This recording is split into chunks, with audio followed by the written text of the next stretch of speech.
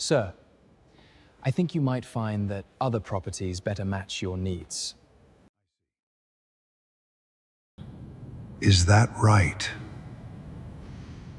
We'll arrange a full refund. No charge. Ray picked up his notebook, walked to the door, stopped, turned back just once, and looked at the lobby. The chandelier he'd spent 3 weeks sourcing, the marble floor he'd argued for, the brass fixtures he'd approved in 2003. Then he walked out. 20 minutes later, he made one phone call. Frank, pull every vendor contract, every HR file, every separation record, tonight. What they didn't know, what nobody in that building knew, was that the man they'd just thrown out had poured the first concrete on this property 22 years ago. And in 32 hours, he was going to walk back through that door. This time, they would know exactly who he was. The city was still half asleep.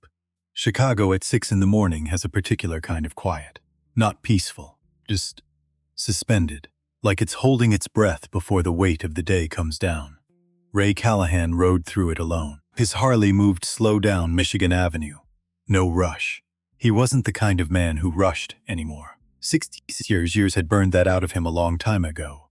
The boots on his feet were the same pair he'd worn for 11 years. The jacket, dark brown Carhartt, cracked at the left elbow, had been with him even longer. No logos, no shine, just leather that had earned its wear. He didn't look like a man who owned anything. That was the point. He turned off Michigan and the building came into view. The floors less than steel, rising clean against a gray October sky. The Sterling Pinnacle, Chicago's crown jewel of luxury hospitality, according to every travel magazine that had ever written about it. According to Ray, it was just a building he'd poured the first concrete on in the spring of 2003. He pulled the Harley to the far end of the block, cut the engine, sat. He didn't go in. Not yet. There's something a man learns after 40 years in construction and hospitality. You can tell when a structure is in trouble before you ever set foot inside. It's not one thing. It's 100 small things that don't announce themselves. A slight lean in the foundation. A crack running where there shouldn't be cracks. The way water pools wrong after a rain. Buildings talk. Most people just don't know the language. Ray sat on his bike and read the language of the Sterling Pinnacle from across the street. The doorman was checking his phone. A small thing. But a doorman checking his phone at 6 in the morning meant a doorman who had stopped believing anyone was watching. The potted cypress trees flanking the entrance, Ray had personally approved that specific variety back in 2003, were yellowing at the tips. 3 weeks without proper water, minimum. The brass fixtures on the revolving door had the dull, matte look of metal that gets wiped but never polished serve a clean. Underneath, neglected, he'd seen it before. In buildings, in organizations, in people, something starts dying from the inside. And for a while, sometimes a long while, the outside still looks fine, still looks impressive, still catches the light the way it always did. Then one day it doesn't. Ray had received the quarterly reports 6 weeks ago. Revenue down 34% over 2 consecutive quarters. Frank Doyle, his CFO, 14 years in the role, had flagged it with a note. Market conditions, increased competition, post-pandemic adjustment. All reasonable explanations. The kind a careful man writes when he wants to sound thorough and be believed. Ray had read them twice. Then he'd called his assistant Linda and told her to clear his weekend. Not because the numbers were wrong, because the numbers felt like a story someone had written to explain something they didn't want him to look at directly. He'd been in this business too long to mistake a bad quarter for a cover story. And he'd been wrong before, plenty of times. Maybe this was nothing. Maybe the market really had just turned. Maybe he'd ride in there, eat a mediocre breakfast, and ride home satisfied that his instincts had finally gone soft with age. Maybe. He sat with the building for 10 minutes, just watching. Then he swung his leg off the Harley, grabbed the worn duffel from the back, and walked across the street. Voice over. My father used to say, if you want to know the truth about a place, don't look at the lobby. Look at the corners. Look at what happens when nobody thinks you're watching. The lobby is what a place wants you to see. The corners are what it actually is. The revolving door turned slow. Ray stepped through into the Sterling Pinnacle lobby and stopped just inside the threshold. Not because he was surprised, because stopping was how he worked. Stand still. Let the room come to you. Let it show you what it is before you start asking questions. The lobby was beautiful. He remembered designing it. The ceiling rose 30 feet. A chandelier, hand-blown Venetian glass, took 3 weeks to source the right manufacturer, cost him more than he wanted to admit, hung at the center, and scattered morning light across the marble floor in pieces. The floor itself was Carrara marble, white with gray veins, the same stone Michelangelo used for his sculptures.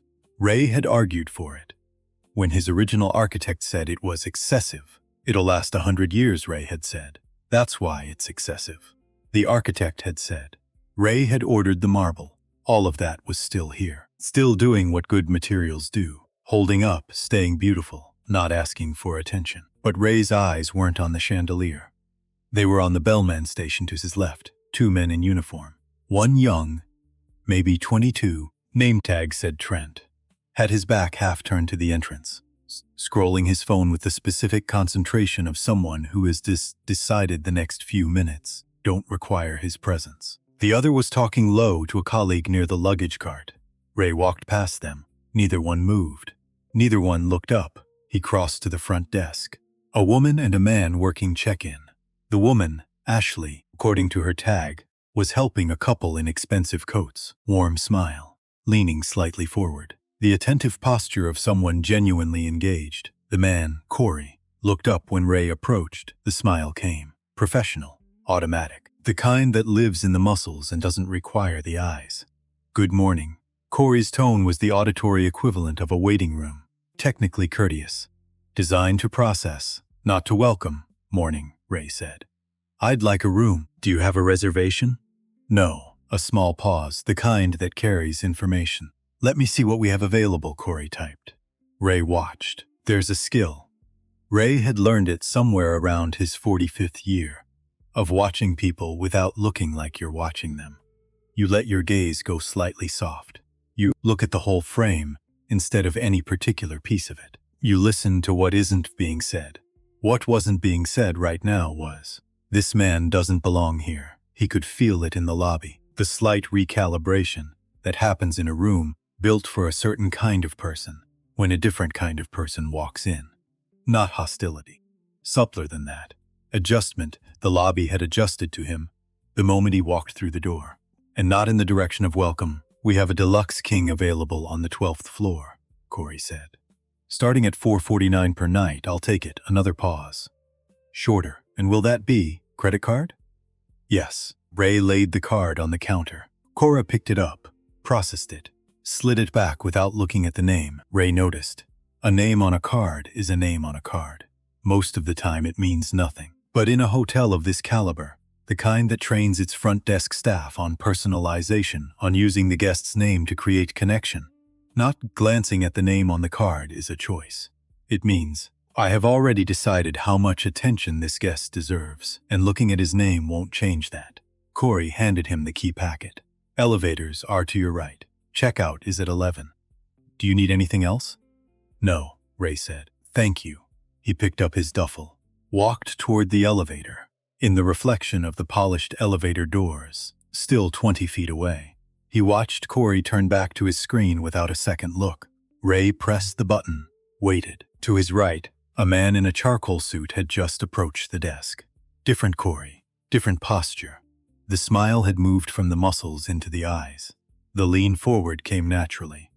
The voice dropped into a lower, warmer register. Welcome back, Mr. Donovan. Your suite is ready, and we've taken care of the dinner reservation you requested.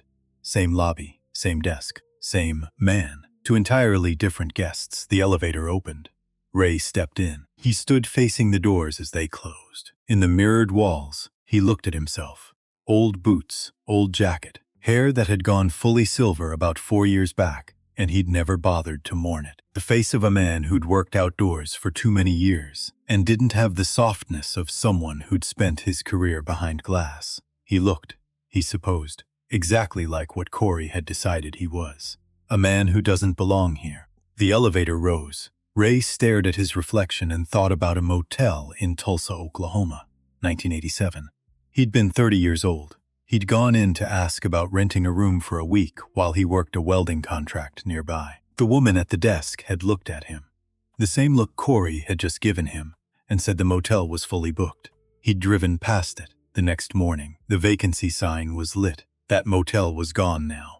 Had been gone for 20 years. The Sterling Pinnacle was still here. Ray had built things that lasted. He intended to keep doing so. Voice over. There's a thing that happens when you spend enough time being invisible. You start to see. Really see. Because nobody's performing for you. Nobody's adjusting. They just act the way they actually act. And sometimes what you see is fine. And sometimes what you see tells you everything you needed to know. Room 1208 was exactly what a 12th-floor deluxe king should be. Ray dropped his duffel on the luggage rack and didn't unpack. He walked the room the way he always walked a room. Not like a guest, like a contractor. Checked the water pressure in the shower. Noted the slight rattle in the HVAC that meant a filter that should have been replaced 2 months ago. Opened the minibar and checked the dates on 2 water bottles. One was expired. The other had 3 weeks left. He took a small notebook from his jacket pocket. The kind with the black cover, the spiral binding. He'd carried one since 1979. Wrote down the time and the problem. 6:41 a.m. Minibar. Expired product. Room 1208. Then he sat on the edge of the bed and looked at the ceiling. He thought about what he'd seen in the lobby. Not the lobby itself. He'd seen lobbies for 40 years. He could read a lobby in 30 seconds. He was thinking about the thing underneath the lobby. The architecture of how people were being treated. The invisible sorting system that decided who got the real welcome and who got the performance of a welcome, because there was a difference, a significant one. And the troubling part wasn't that it existed. People had always sorted other people. That was as old as human nature. The troubling part was how smooth it was, how practiced, how naturally Corey had done it, how Trent had done it, how the entire front-of-house operation had done it, without anyone visibly deciding to. That smoothness meant one thing. It had been trained. Not in a manual somewhere, not in a meeting where someone said, "Let's treat certain guests worse." It didn't work like that. It worked the way most bad institutional behavior works. Gradually, through signals and modeling, through what got rewarded and what got ignored, through watching what management responded to and what management let slide. Someone at the top of this building had let something slide for long enough that it had become culture. And culture, Ray had learned, was the hardest thing in the world to fix. Because culture doesn't think of itself as a problem. Culture thinks of itself as just how things are. He stood up. Put the notebook back in his pocket. Time for breakfast. The Pinnacle grill occupied the second floor. Floor-to-ceiling windows looked out over the street. White tablecloths, fresh flowers, orchids, pale purple, at each table. A piano in the corner that wasn't being played at this hour, but had clearly been played recently. The whole room had the composed, slightly hushed atmosphere of a place that took itself seriously. Ray liked that. He'd taken it seriously too, when he'd designed it. A host named Devin pointed him to a two-top near the windows. Good table. Ray sat and looked around while he waited for someone to bring a menu. He waited 3 minutes. No menu came. The dining room was about a third full. Saturday morning, the slow hour before the brunch crowd arrived. He counted 6 tables occupied. A server, young man, lanky, name tag he'd catch later, said Spence, was working a circular route through the room. Fast enough to look busy, timed well enough to avoid eye contact. Ray watched the route. Covered 4 tables on the left side of the room and 2 near the piano. The 2 tables in the right window section, where Ray was sitting, along with another man eating alone a few tables down, were not on Spence's circuit. The man eating alone had arrived before Ray. He was reading a newspaper. He'd already finished his coffee. His cup had been empty since Ray sat down. Not an accident, Ray thought. A pattern. He caught Spence on a pass near his section, not by waving, just by placing himself in Spence's sightline and holding still. Old trick. The servers who were avoiding a table weren't usually avoiding it consciously. They were following the groove they'd worn into the room. You didn't intercept that by calling out. You interrupted the groove. Spence stopped, looked at Ray. The expression was technically neutral. Menu? Ray said. It's a QR code on the table. Ray looked at the table. There's no QR code on this table. A flicker. Not quite annoyance. Not quite embarrassment. Something between the two, quickly smoothed over. I'll grab you one. He came back 90 seconds later with a laminated card, dropped it on the table without stopping, and continued his circuit. Ray ordered when Spence came back around. Eggs over easy, wheat toast, orange juice, black coffee. Simple food. The kind of food a kitchen should be able to do well in its sleep. The coffee came. It was good. He'd always insisted on the coffee contract, sourced from a small roaster in Portland who'd been sending the same blend to Callahan properties for 9 years. The food took 19 minutes. The eggs were over hard. The toast had been buttered when warm and had gone cold and slightly soggy. The orange juice was fresh squeezed and good.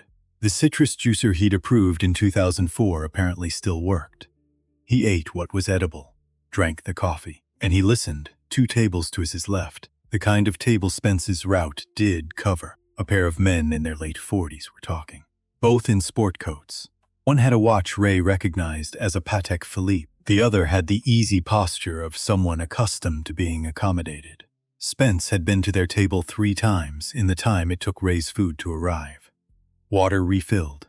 Bread basket offered. Today's specials described, with what appeared to be genuine enthusiasms. The conversation drifting over from that table was mostly business.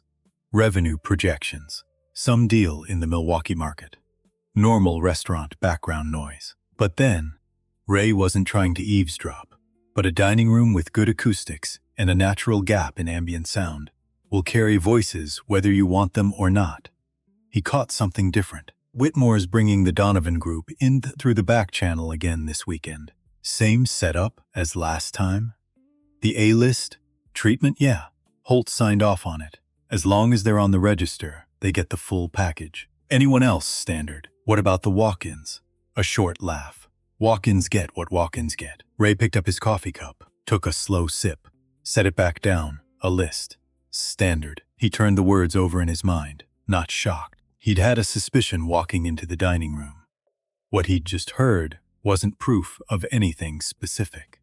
It was 2 people talking in the careless way people talk when they're confident no one relevant is listening. But what it confirmed was the shape of the thing. There was a formal system, the hotel's published service standards, the brand promise, the values that Ray had written himself in 2003 in a 2-page document he'd given to his first general manager. And then there was an informal system running alongside it, a parallel operation that decided, before guests ever arrived, what category they fell into and what they were owed.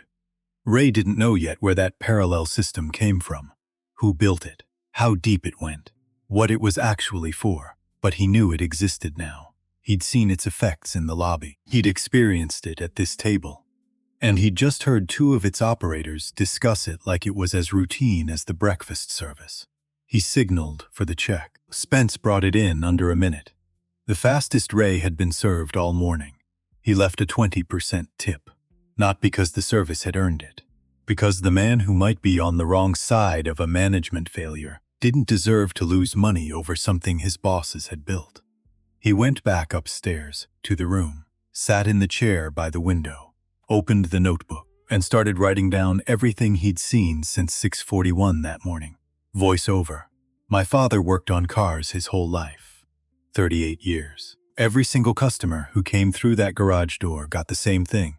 The actual problem diagnosed, the actual fix applied, a fair price, and his word that the work was good. Didn't matter if they drove a Cadillac or a 10-year-old Chevy with a cracked dashboard. He said, the car doesn't care what you can afford.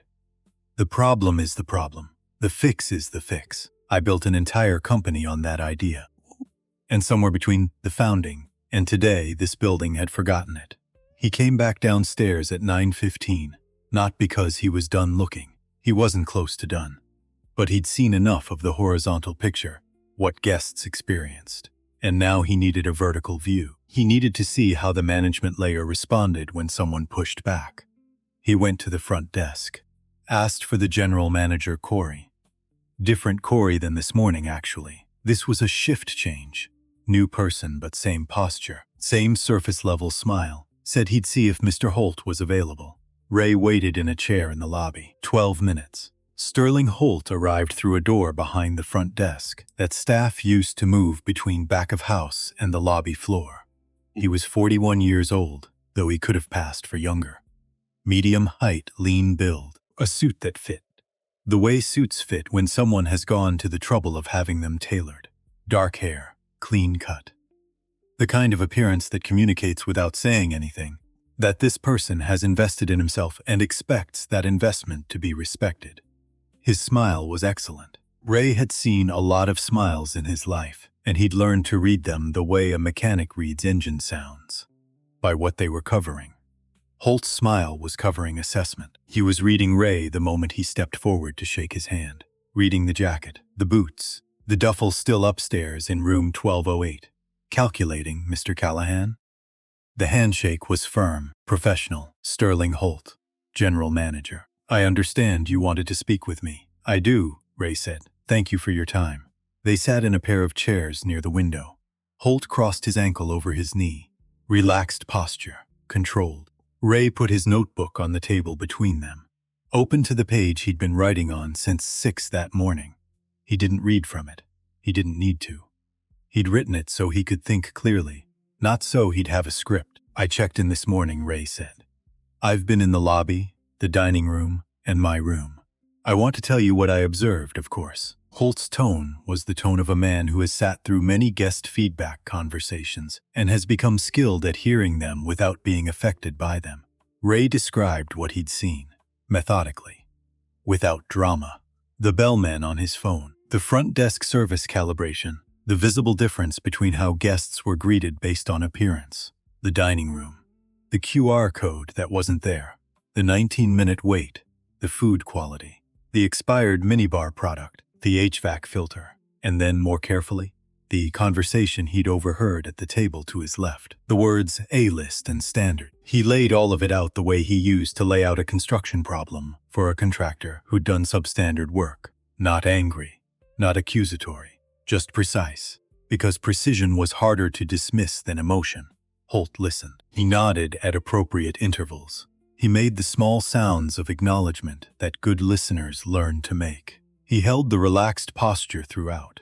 When Ray finished, Holt said, I appreciate you taking the time to share this with me. Your experience at the front desk and in the dining room doesn't reflect the standards we hold our team to, and I'll address that directly. Ray waited. As for what you may have overheard, Holt continued, I want to be transparent with you. We do have tiered service protocols for certain corporate and long-stay clients. That's fairly standard in luxury hospitality. It's about allocating resources efficiently. I understand tiered loyalty programs, Ray said. What I'm describing is different. What I'm describing is a visible difference in basic human courtesy based on how a guest looks when they walk in the door. A small pause. Something moved across Holt's face. Not the smile held, but something behind it shifted. Mr. Callahan, the voice stayed warm. The Sterling Pinnacle caters to a very specific clientele. Our service model is designed around the expectations of that clientele. I don't say that to be dismissive of your feedback. I genuinely appreciate it. But I think, to be honest with you, you might find that other properties better match what you're looking for in a hotel experience. There it was, said with such smooth professionalism that you could almost believe it was just candid advice. Other properties might suit you better. A sentence that sounded like helpfulness and functioned like a door being shown. Ray looked at Holt for a long moment. He thought about how to respond. He had several options. He could tell Holt exactly who he was right now. Watch that tailored suit go rigid. Watch the smile try to recalibrate. Watch the whole careful architecture of this conversation invert in about 4 seconds. Part of him wanted to do that, not from cruelty, from the bone-deep fatigue of a man who has been sorted incorrectly one too many times. But he didn't, because that wasn't why he was here. He was here to see what this place actually was. And Sterling Holt had just shown him something valuable. Not about the service failures, which were real but fixable.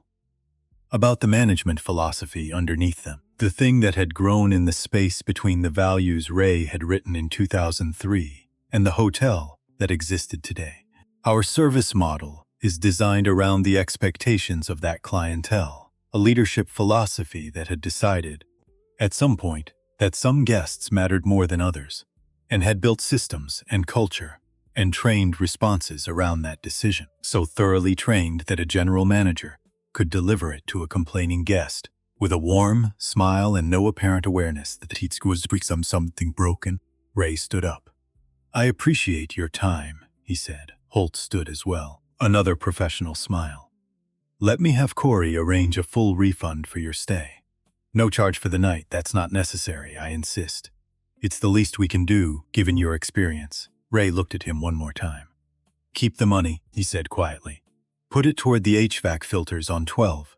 He picked up his notebook, walked to the elevator. He went upstairs, packed the duffel, which had never really been unpacked, came back down, checked out. Corey processed the refund over Ray's objection, with the practiced efficiency of someone resolving a complaint by eliminating its financial dimension. Ray walked out through the revolving door. The doorman, still not fully present, though he'd put the phone away, held the door with a minimal nod. Ray walked across the forecourt to where the Harley was parked, at the far end of the motor court. He stood next to it for a moment. Didn't sit down yet. Looked back at the building. He could see the lobby chandelier from here. Fractured light through glass, scattered across a marble floor he'd argued for and won. It was still doing what he'd built it to do. The building wasn't the problem. The building was fine. What had gone wrong was invisible from out here. That was the whole problem with it. He felt something he didn't often feel, not anger. Something quieter and colder, grief. Maybe specific grief of looking at something you made with your hands and recognizing that it has become something you wouldn't have made. He sat on the Harley. Didn't start it yet. Voice over, you can build something good. You can build it carefully, with the right intentions, with every detail thought through. And then you can get busy. Building, the next thing, managing the growth, putting out fires. And while you're looking somewhere else, thing you built starts to change. Not all at once, just gradually. One small compromise at a time. One overlooked signal at a time. Until one day you walk back into it as a stranger and you see what it actually became while you weren't watching. That's not a business problem. That's a failure of attention. And in my experience, attention is the only thing you can never delegate. He sat on the Harley for 20 minutes. He was counting them. 20 minutes since Holt had told him, in the language of professional courtesy, that he didn't belong in the building Ray had built with his own money and his father's example. 20 minutes to sort through what he knew and what he didn't know and what needed to happen next. What he knew.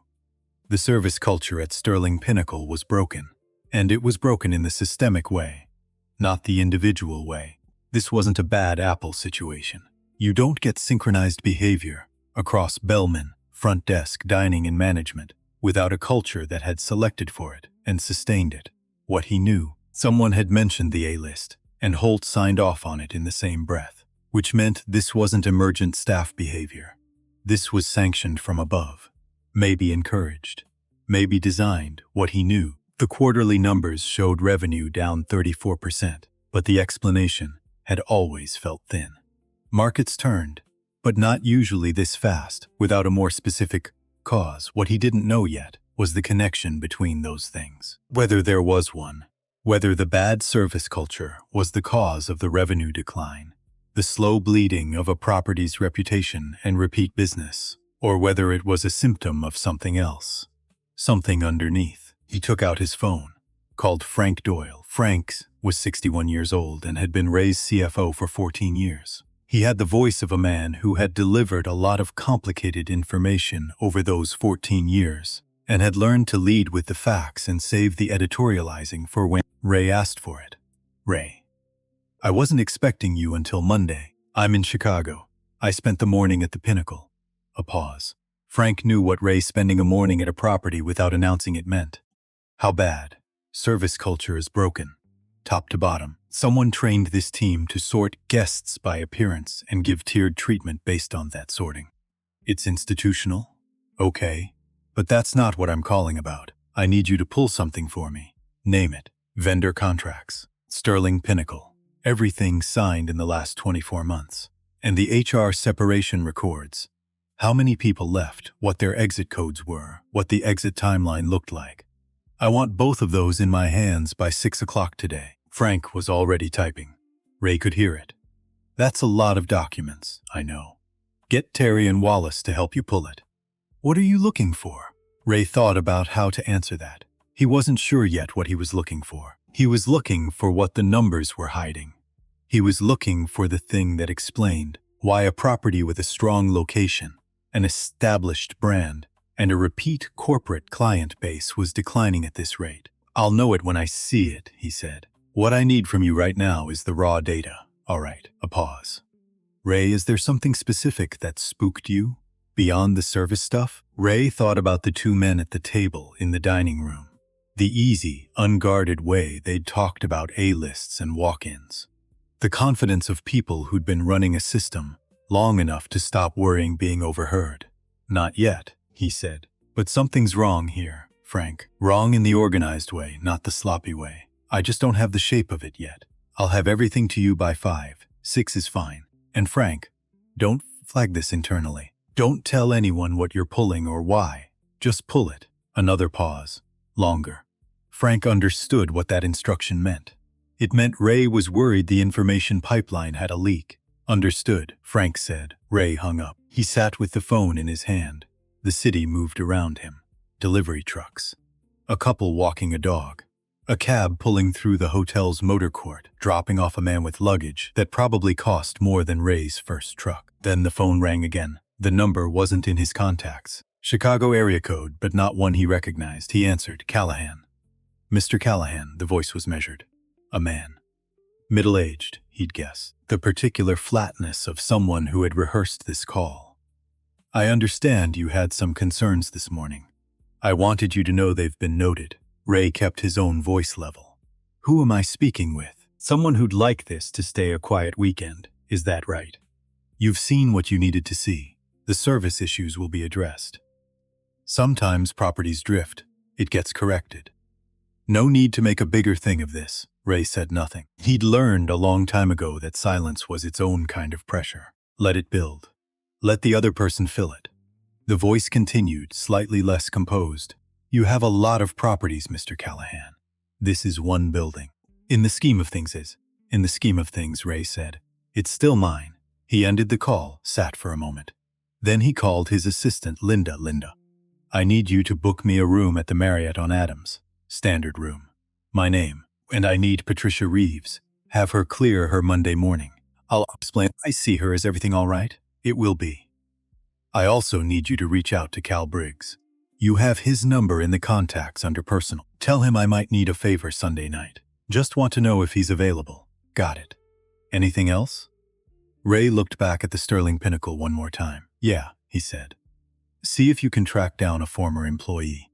Beverly Oaks. Worked at the Pinnacle for 14 years. Find her quietly. He started the Harley. The engine turned over with the deep, even sound of a machine that had been properly maintained. Not flashy, just reliable. The way Ray liked his things. He pulled out of the motor court, merged into the flow of Michigan Avenue traffic. The Sterling Pinnacle shrank in his mirrors. He had 32 hours until the quarterly review board meeting, where Garrett Wynn's internal audit report, the one that had generated those careful, plausible explanations for the revenue decline, would be formally presented to the board and, if approved, would become the official institutional record of what had happened at this property. 32 hours. He'd been a welder. He knew how to work a deadline. He accelerated. The city blurred past on both sides. The Harleys settled into its rhythm. And Ray Callahan, who had been told this morning, in the practiced language of upscale dismissal, that he didn't belong in his own building, rode toward the truth he intended to find. The Marriott on Adams was 4 blocks from the Sterling Pinnacle. Ray had chosen it deliberately. Close enough to work from, far enough to think clearly. He needed ground that wasn't Garrett Wynn's ground. The room was a standard king, clean, functional, no pretense. The kind of room that did exactly what a room was supposed to do and didn't ask for your admiration doing it. Ray liked that. He'd spent the morning in a building that was all pretense and he needed to breathe different air for a while. He sat up at the small desk by the window. Notebook open. Pen. His laptop. A 4-year-old ThinkPad that Linda had tried to replace twice and he'd declined twice. It worked. That was enough. Frank's files arrived at 5:47. A secure file transfer. 3 folders. The email that came with them had no subject line, just a message. All pulled direct from accounting and HR archival. Nobody flagged. F. Ray opened the first folder, vendor contracts, 18 months of them. He didn't have an accounting background. He'd learned finance the hard way. The way you learn everything when you build a company without a trust fund or a business degree behind you. He'd learned it because he had to, because somewhere around year 4 of running his first real hotel, he'd understood that the numbers were a language, and if you couldn't read the language, other people would read it for you. And not always honestly. He read slowly, methodically, the way he used to read blueprints, looking for the thing that was slightly off, the line that didn't match the line next to it. The first 20 contracts looked normal. Established vendors, line and supply, HVAC maintenance. The Portland coffee roaster he'd approved in 2004 still there, still good. Food and beverage suppliers with 10-year histories, with the Callahan brand. The kind of vendor relationships that were boring and reliable and the backbone of any well-run operation. Then he hit contract number 23, a cleaning supply vendor. Company name, Pinnacle Supply LLC. Contract value, $340,000 over 18 months. Services, janitorial supplies and equipment. Ray stopped. He knew his cleaning supply contracts. He'd standardized them across all Callahan properties 8 years ago. A single national vendor with volume pricing that saved the portfolio roughly $200,000 annually. That contract was current.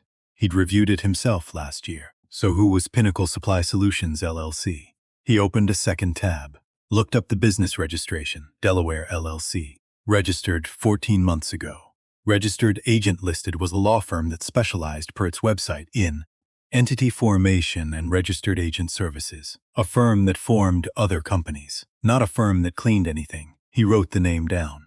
Kept going contract 27, event staffing. A company called Sterling Events Group, $280,000, registered in Delaware. 18 months old contract 31, technology consulting. Horizon Digital Partners, $410,000, Delaware. 14 months old, 3 contracts. Just under $1 million combined, all signed within the same 6-month window. All going to companies formed within the same year those contracts were signed. All in Delaware, where business registration costs less and requires less disclosure than almost any other state. Ray sat back. He knew what Delaware registrations meant. He'd used them himself, legitimately, for holding companies and real estate structures where they made sense. Delaware wasn't inherently suspicious, but 3 new companies, all formed in close proximity, all landing major contracts at the same property, all through the same approval chain, that had a pattern to it. Patterns meant something was being built. He called Frank. "I see them," Frank said. He'd been expecting the call. "How many total?" "I count 6 vendor contracts that fit the profile. 3 I hadn't flagged yet. They're smaller, under 200,000 each. But same formation timeline, same state, same approval chain. Who signed off on all of them at the property level?" "Sterling Holt. GM signature on all 6. And above Holt, a pause. Regional VP approval. Garrett Wynn's signature on 4 of the 6. The other 2 were within Holt's local approval threshold, under 300,000. So they didn't require regional sign-off. Ray wrote Wynn 4 contracts. Holt 6 contracts. Total value, across all 6, $2.4 million. Give or take, $2.4 million. Paid to 6 companies that, as far as Ray could tell, had been formed specifically to receive that money. Frank, who's on the internal audit committee for the Midwest region? The pause this time was longer. Ray, Frank said. Garrett Wynn chairs the Regional Audit Oversight Committee. Ray set down his pen. He looked out the window. The Chicago sky had gone the flat gray of late afternoon. A few floors below, a cab was unloading a family with too much luggage. Normal Sunday. Normal city. So the person who approved the contracts, Ray said slowly, also chairs the committee that reviews whether those contracts were appropriate. Yes. And the audit report going to the board Monday is the report from that committee. Yes, Ray was quiet for a moment, not because he was surprised. He'd been a builder long enough to recognize load-bearing elements. And what Frank had just described was the load-bearing element of a structure designed not to build anything, but to protect something, Frank. The 6 vendor companies. I need to know who owns them. The actual owners, not the registered agents. That's harder. Delaware LLCs don't require public disclosure of beneficial ownership. You'd need either a court order or someone on the inside who knows. Work what you can access. Corporate filings, tax documents we might have on file.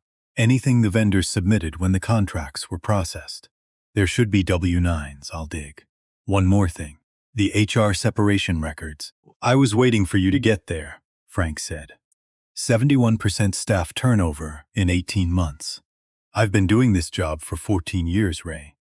I have never seen a number like that outside of a property that was closing. What do the exit codes say? That's the part that bothered me. Voluntary resignation across the board. Everyone who left, according to the paperwork, left voluntarily. No terminations, no performance issues, just a wave of people deciding, one after another, that they wanted to work somewhere else. How does that read to you? Frank didn't hesitate. It reads like someone was making the environment uncomfortable enough that people left on their own, which means there'd be no wrongful termination exposure. No unemployment claims to contest, just a slow, clean exodus that looks, on paper, like natural attrition. Ray thought about Nora Calvert. The name Owen Pruitt had said that morning. 3 HR complaints, all blocked before they reached the HR department. The exit wasn't voluntary. It was engineered. I'll call you later, Ray said. Keep digging on the ownership question. He hung up, looked at his notebook. The shape of the thing was starting to form. Not complete yet, but he could see the outline. Someone had built a machine inside his building. A machine that extracted money through fraudulent vendor contracts, managed the workforce into compliance or departure, and protected itself through control of the audit process. It was elegant, in the grim way that efficient, corrupt systems are always elegant. Every piece served the whole. Every piece protected every other piece. The question that remained was, who built it? Holt was an operator. Holt signed things. But the architecture of what Ray was looking at, the Delaware registrations, the audit committee control, the layered approval chains, that wasn't an operator's work. That was a strategist. Garrett Wynn had been regional VP for 3 years. 3 years was exactly how long this had been running. Voiceover. In construction, there's a term, hidden defect. It's a flaw in a structure that isn't visible on the surface. The concrete looks solid. The beam looks straight. The joint looks clean. But underneath, something was done wrong. Maybe carelessly, maybe deliberately. And it stays hidden until the load increases. Until the pressure finds it. Then the whole thing shows what it always was. I'd spent 30 years building things designed to last. And I had not been paying enough attention to notice when someone had introduced a hidden defect into the middle of mine. He found her through Owen's hint and Frank's HR files, Nora Calvert, 59 years old. Housekeeper, assigned to floors 9 through 11. 13 years of employment at the Sterling Pinnacle. Her HR file was, on paper, immaculate. Consistent performance reviews, no disciplinary actions, 2 commendations from guests that had been formally logged. The kind of file that belonged to a person who showed up, did the work, and didn't cause problems, except for 3 complaint submissions, filed through the internal HR portal over a 6-month period. All 3 marked received at the regional HR intake level. None of them with any follow-up notation, no acknowledgement, no investigation record, no response. They had simply stopped moving.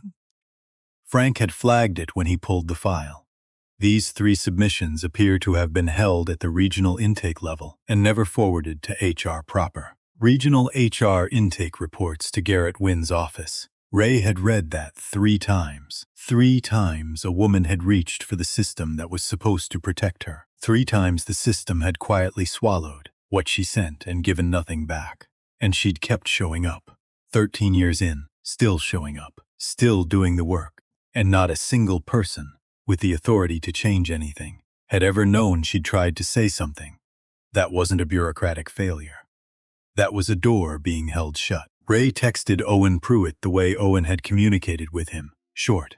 No identifying information. Can you get word to Nora Calvert that someone wants to speak with her? Off property. Her choice. No pressure. 20 minutes later. She'll meet. Corner of Wabash and Van Buren. 4 p.m. She's on break at 3:45. Ray was there at 3:50. The corner of Wabash and Van Buren was not a picturesque spot. The L ran overhead, rattling the air every few minutes with the particular thunder of Chicago's elevated train. A coffee shop on the ground floor of an office building. The kind of place that served its purpose, without trying to be anything more than that. Nora Calvert was already there when he arrived, sitting at a table near the back, both hands around a paper cup of coffee watching the door. She was 59 years old and carried it honestly. Dark hair going silver at the temples, face that had seen weather. The posture of a woman who had learned to take up a precise and deliberate amount of space. Not too much, not too little. She watched Ray cross the room and didn't look away. He sat down across from her, didn't extend his hand right away. Let her read him the way she needed to. "Thank you for coming," he said. "Owen said you wanted to talk." Her voice was steady, measured. He didn't say why. He didn't say who you were. Ray reached into his jacket pocket, pulled out the card he'd been carrying since he left the Sterling Pinnacle that morning. He set it on the table between them and slid it toward her. She looked at it. "Read the name. Read the title." Looked up at him. "You're the owner." Yes, she held his gaze for a long time. He didn't look away. He'd learned that too. That the people who most needed to be believed rarely got to look from someone in the eye and have them look back without flinching. "I went to the hotel this morning," Ray said, "as a regular guest. No announcement. I checked in, ate breakfast, had a conversation with Mr. Holt. I was asked to find accommodation elsewhere." Something moved in Nora's expression. Not surprise. Something more like recognition. The look of someone hearing a story they already know the ending of. "I found your HR submissions in the employee records," Ray continued. "All 3 of them. I saw where they stopped." She was quiet. "I'd like to understand what you tried to report," he said. "If you're willing to tell me, you don't have to. There's no obligation here. Whatever you say or don't say today, your employment is not affected." She looked at her coffee cup, turned it slowly in her hands. "I tried 3 times, she said finally. "The first time was about the overtime. They were asking us to stay late. Not asking, more like telling, except not in writing so you couldn't point to anything. 2, 3 hours after our shifts. No pay. They said it would be logged as project hours and compensated later. Later never came. How many people? On my floors. 4 of us regularly. But it was happening on other floors too. I'd hear about it in the break room." She paused. The second complaint was about Marcy. Marcy Denton. She'd been there 9 years. She asked about the overtime pay directly. Not to me, to her floor supervisor. The next week she got moved to the early morning shift, 5 a.m., which she'd told management she couldn't do because of her daughter's school schedule. 2 weeks after that she was gone. Left voluntarily, according to HR. Ray wrote Marcy Denton in the notebook. "The third complaint," Nora said. "I filed that after I found out the first 2 hadn't gone anywhere. I filed it, and I asked for a confirmation that it had been received. The confirmation came from the regional intake system, and then nothing. For 4 months. Nothing." Ray looked at her. "And you kept coming to work." "I have a mortgage," she said, simply, without apology. "I'm 59 years old. I've been in hospitality my whole working life. You know what the options are for a 59-year-old housekeeper who leaves a job under a cloud. They're not good options." The L train rattled overhead. The coffee shop shook slightly, the way it probably shook 100 times a day. Nora didn't flinch. Long-term resident of that corner of Chicago, Ray guessed. "You stopped noticing the trains after a while." "There are others," she said. 12 that I know of personally. Same situation, overtime pressure, complaints that went nowhere, people slowly being pushed out. Beverly Oaks was the worst of it. 14 years. Beverly filed a complaint directly to the main HR email, not the regional portal, the actual corporate address. She told me she'd done it. She was proud of herself. 2 weeks later, she was terminated, officially for performance issues. Beverly Oaks. The name Ray had given Linda that morning. "What kind of performance issues?" he asked. "She cleaned rooms," Nora said. She'd been cleaning rooms for 14 years without a single formal complaint. Then suddenly there were documented issues with her work. 3 in 2 weeks. I saw 2 of those rooms after she cleaned them. They were fine. She paused. The documentation existed because someone created it. Ray closed the notebook. Not because he'd stopped listening. Because some things deserve to be received without the distance of writing. Mrs. Calvert, he said, I owe you an apology. Not for what was done. That was done by people I intend to hold accountable. But I owe you an apology for the conditions that made it possible. For the distance I allowed to grow myself and what was happening in this building.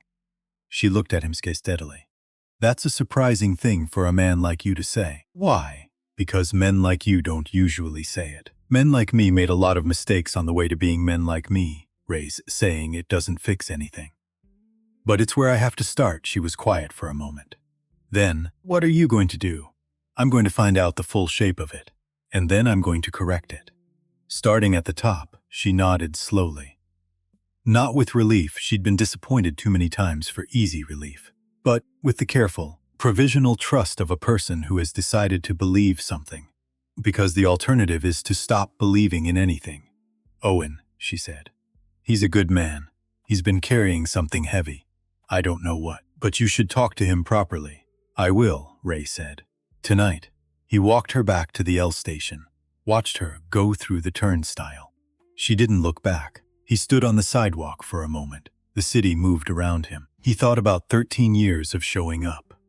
13 years of doing the work correctly, and watching the people who did it with you get pushed out one by one. 13 years of filing complaints into a void. 13 years of a person who deserved better not getting it. He turned and walked back toward the Marriott. He had phone calls to make and hours left before morning. Voice over. The people who keep showing up. That's who holds a thing together. Not the people at the top. The people who get there at 6 in the morning and do the actual work and go home and come back and do it again. They are the institution, the management, the leadership, the organizational structure. All of it is just scaffolding. The building is the people. When you lose sight of that, you've lost sight of everything that actually matters. Frank called at 7:40. Ray was at the desk in the Marriott room, working through the vendor contract files again. He'd ordered room service, a club sandwich and coffee, the kind of meal you eat when eating is functional and not the point. I found something, Frank said. He had the careful tone of a man delivering information he would have preferred not to find. On the W-9s. The vendor tax forms submitted when the contracts were processed. Go ahead. 4 of the 6 companies submitted W-9s with EIN numbers that trace back through the IRS public database to a registered tax preparer in Wilmington, Delaware. A firm called Keystone Financial Services. Small outfit. Mostly entity formation and tax filing for LLCs. That's the same kind of firm as the registered agents, yes.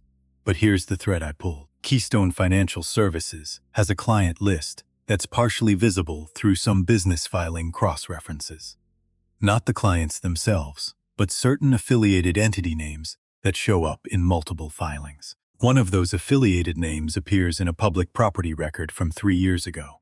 A commercial real estate transaction in Milwaukee. Ray set down the sandwich. Transaction? A hotel property. The Lakefront Suites in Milwaukee.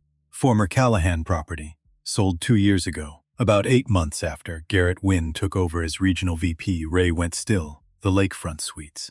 He remembered it. A mid-market property. Solid location. Steady corporate occupancy.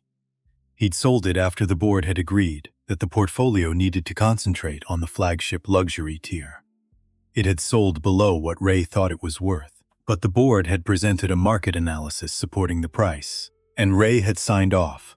Who bought it? He asked. A real estate investment group. Consolidated Midwest Hospitality Partners. Incorporated in, you can probably guess, Delaware.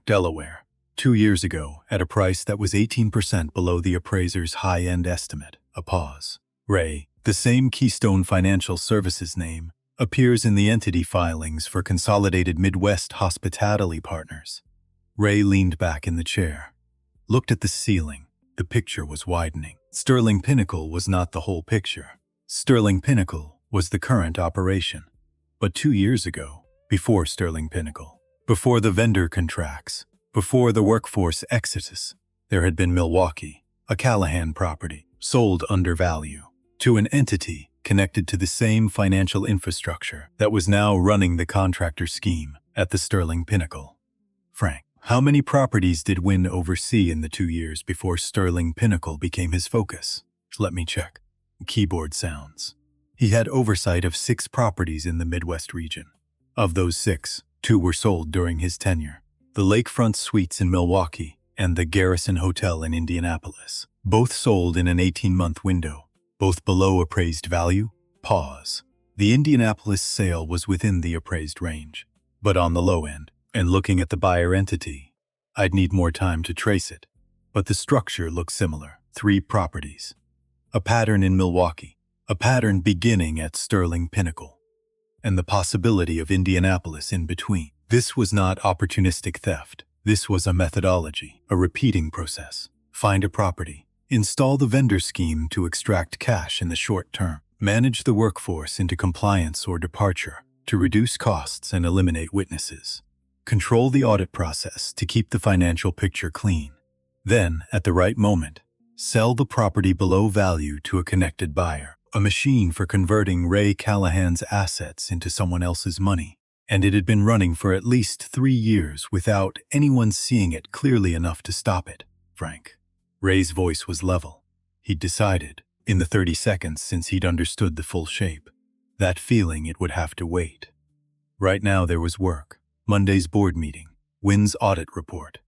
If that report is accepted, what happens to the paper trail we've been looking at?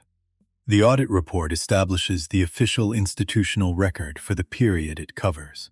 If it's accepted by the board, it supersedes the raw data. Future audits would reference it as the baseline, which means the vendor contracts get legitimized as historical record. Effectively, yes. And the workforce numbers, the 71% turnover, that gets explained away by whatever narrative Wynn has built into the report. His report characterizes it as strategic workforce restructuring in response to market conditions. I read the summary he circulated. Ray looked at his notebook. The clock on the wall said 7:53. The board meeting was Monday at 2 p.m. 34 hours from now, give or take. Okay, he said. Here's what I need. Everything you have on those Delaware entities, documented, sourced, printable. Everything on the Milwaukee sale, the Indianapolis sale, the vendor W9 connections. I need a package I can put in front of Patricia Reeves tonight and in front of the board tomorrow. I can have it ready by 10, good. Ray paused. Frank, you've been doing this job a long time, 14 years. Have you ever seen anything like this before? In this portfolio? A long silence. Not the silence of someone who didn't know the answer. The silence of someone choosing how honest to be. No, Frank said. Not at this scale. Not this organized. Another pause. Ray, whoever built this knew the company well enough to know where the gaps in oversight were. The audit committee structure. The regional approval thresholds. The HR intake routing. This wasn't designed by someone guessing. This was designed by someone who understood how Callahan Grand Collection operates from the inside. Ray had already had that thought. He hadn't wanted to have it, but he'd had it. Garrett Wynn had been recommended for the regional VP position by a departing board member. Someone who had known the organization for years. Someone who had understood the architecture of oversight well enough to identify exactly where persons operate without being seen. The board member who had made that recommendation had retired 18 months ago. His name was Desmond Krause. Ray wrote the name at the top of a fresh page in his notebook. 10 o'clock, he said. I'll be awake. He hung up and sat with the notebook in front of him. The food had gone cold. He didn't notice. Voice over. There's a particular kind of betrayal. The kind that comes from inside. Not from a competitor. Not from a market shift. From someone who sat across a table from you and used what they learned there against you. It's different from other betrayals. It goes deeper. Because what was taken wasn't just money or property. What was taken was trust. And trust, once it understands what was done to it, doesn't go back to where it was. It goes somewhere harder, somewhere more careful. That's not cynicism. That's what trust looks like after it's grown up.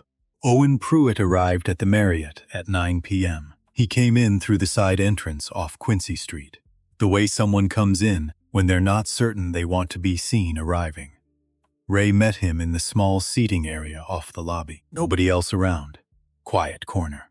The hotel was the kind of place where nobody paid much attention to anyone else. Owen was 48 years old and had the build of a man who'd stayed in shape not for appearance, but out of habit.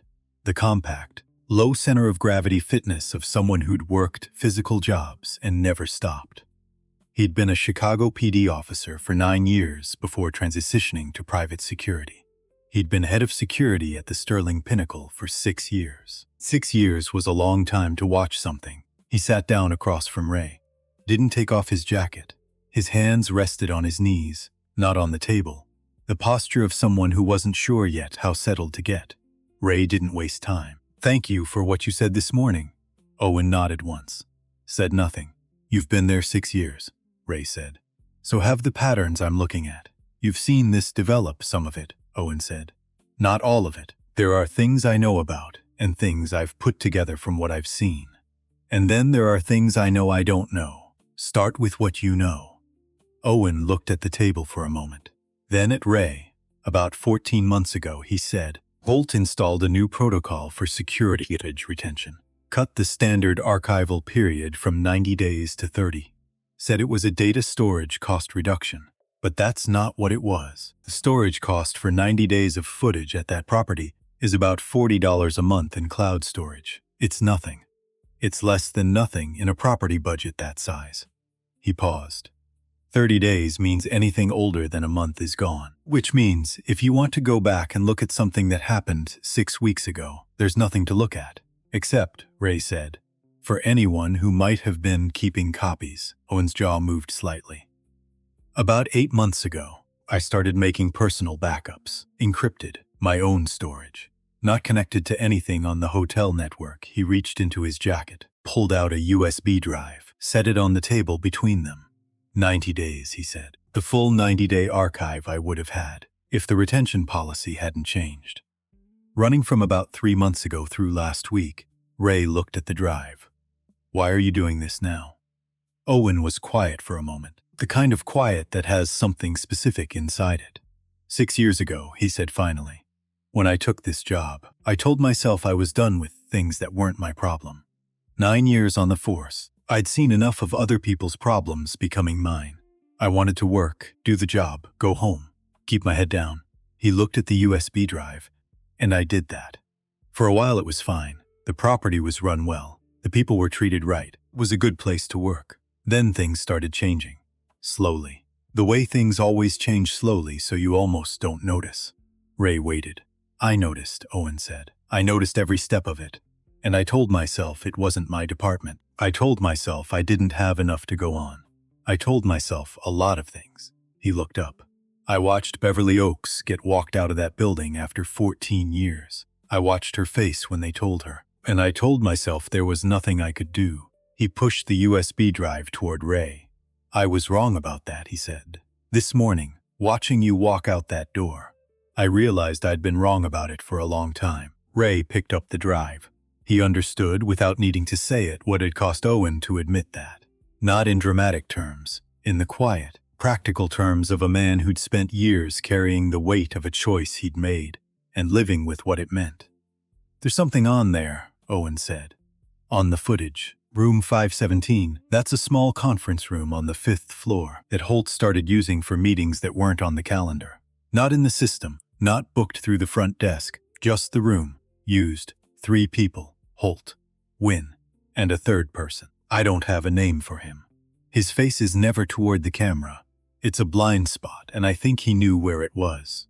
Ray thought about Frank's documents. The Delaware entities.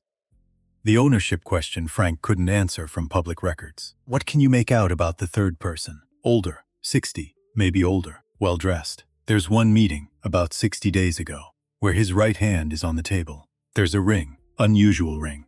Wide band, darker metal, some kind of inset design." Ray was still.